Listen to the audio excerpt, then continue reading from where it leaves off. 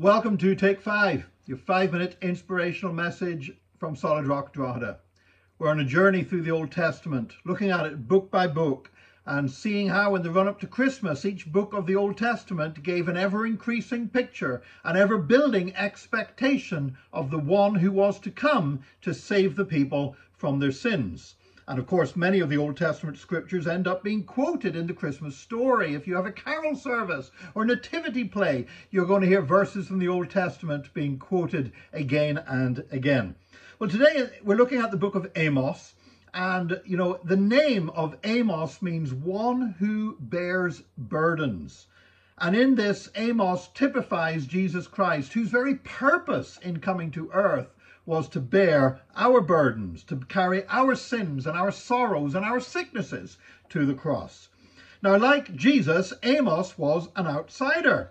He was from Tekoa in Judah, and he was not a respected student from the schools of the prophets. In fact, he says quite freely, I'm neither a prophet nor a prophet's son, but he was a shepherd.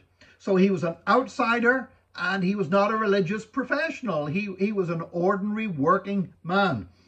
And in fact, Jesus, of course, was the same.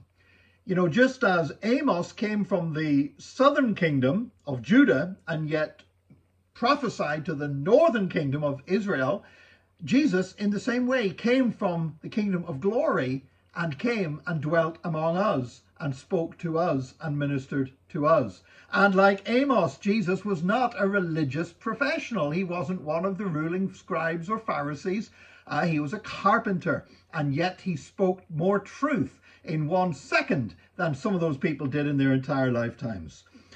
Some biblical commentators see a reference to Judas Iscariot when Amos says in Amos chapter 2 verse 6, they sell the righteous for silver. And of course, Judas betrayed Jesus, the truly righteous one, for 30 pieces of silver.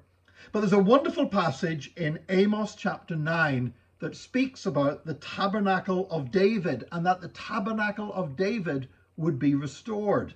Now, this is the amazing thing. In David's time, there was no temple. Since the time of Moses, worship, right up until the time of Solomon, worship took place in a tabernacle or in a tent. And of course, then the temple was built and the temple would be destroyed as well. Destroyed by the Babylonians, rebuilt, destroyed again, destroyed by the Romans. And, you know, God promised to rebuild the Tabernacle of David. Not a temple, but a tabernacle, a tent.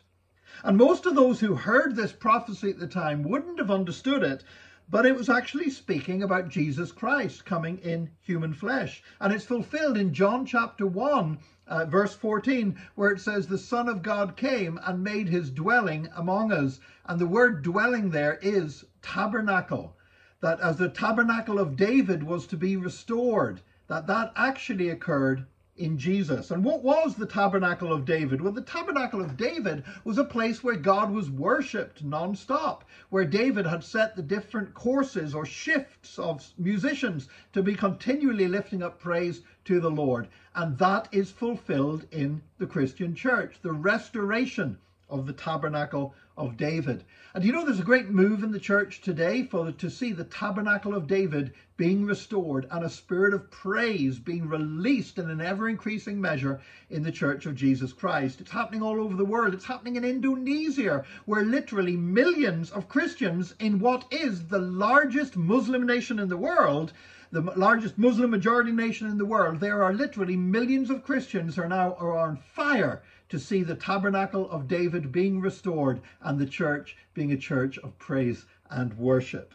That truly is inspiring and thrilling, but it should not surprise us because Amos was one of those key books, along with the other 38 books of the Old Testament, that prepared the way for the coming of Jesus Christ and his ministry to be released through the church until he should return once again.